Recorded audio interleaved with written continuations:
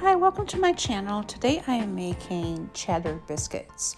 They are really easy to make. They don't take a lot of time at all, and you can either make them by hand or you can use a stand mixer, which is what I'm going to do. So I start by measuring the ingredients first, but before even I do that, I'm going to make my own buttermilk because this is a southern recipe and usually uses buttermilk, but I usually don't have it. So I'm adding 1 tablespoon of vinegar to 1 cup of milk. So that's going to give you a really good buttermilk substitute. It's really easy to do. While I'm measuring the other ingredients, I'm going to let this sit for maybe about 5 minutes or so, or however long it takes me to mix everything up. It doesn't really have to take that long. So now I'm going to fluff up the flour in the container and measure 1 cup. And it's 1 level cup and then 1 more cup. So 2 cups total for this recipe. It makes quite a few biscuits, between 9 or so, 8 or 9, depends on how thick you make them. So now I'm going to add some baking powder, and make sure your baking powder is active, that it's new. So make sure you check the date on the package so that you can tell that it's working and it's within working age. So I'm adding 4 teaspoons here, and that's quite a bit of baking powder for this recipe.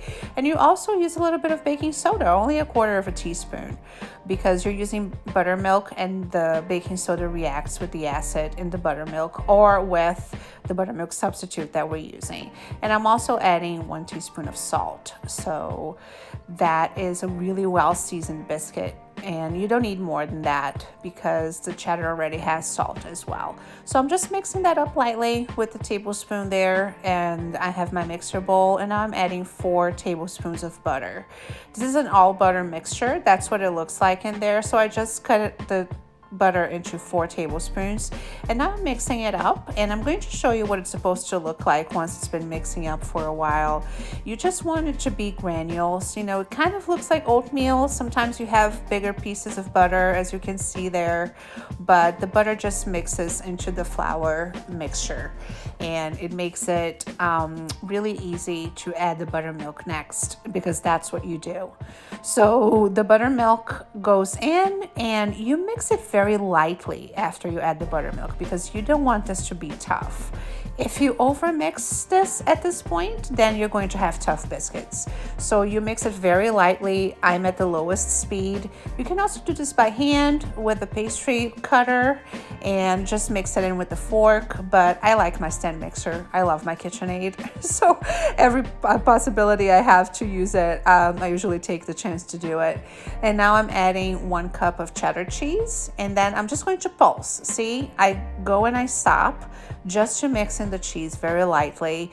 You don't want to overwork the dough. So if you do this by hand, you're probably not going to run the risk of doing that, but if you're using a mixer, you have to be careful.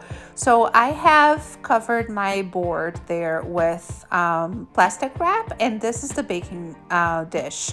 I just put some butter, melted butter on the bottom, and now I'm going to start working the dough. I put some flour on the plastic there on my board, and now I'm just putting some flour on the dough to make sure that I can open it up without it sticking to my fingers.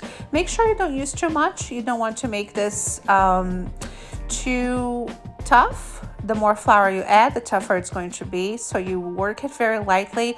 I'm just patting it open with my fingers, and I like to use it to have it go to about 1 inch. So I'm cutting up the biscuits now, and I have a really cute biscuit cutter. It has fluted edges and it's square, but you can just use a water glass to cut out your biscuits. That can happen very easily as well. I put a little bit of flour on the cutter to make sure that it goes through lightly, and make sure that you go straight down when you're pushing it down instead of wiggling it. So make sure you push straight down when you're cutting out your biscuits, and I just put them straight into the baking dish. I'm using just a glass baking dish. I usually use a pie pan if I'm making round biscuits, but I used the rectangle this time. So make sure you put your dough back together, open it up one more time, roll it out with your fingers.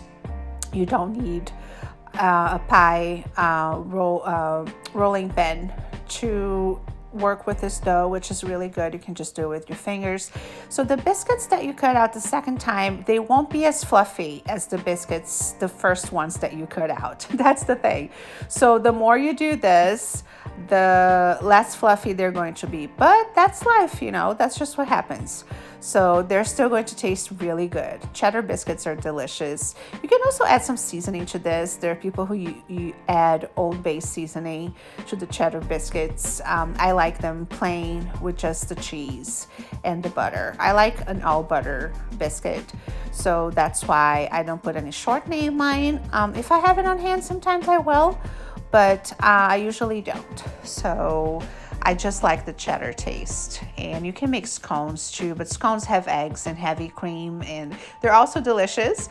But the straight up biscuit, what I'm doing now is that I'm turning them over so that the buttered part is on top, so that they'll get a little brown on top and caramelized.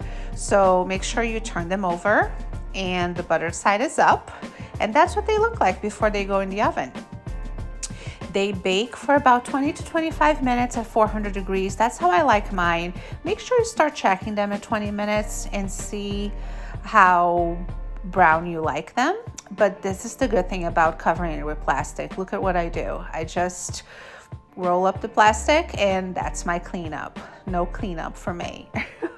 It's a lot easier. So they go in the oven at 400 degrees, 20 to 25 minutes. As I said, start checking at 20 minutes and see how well baked you like them. And that's what they look like. They are tall biscuits because of all the baking powder that we put in there.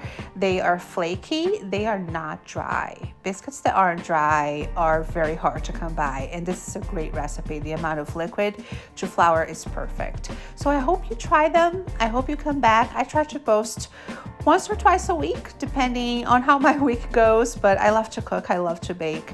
And if you got any value from this video, make sure you hit the subscribe button and come back and try out these recipes and let me know if you make them in the comments. Thanks, bye.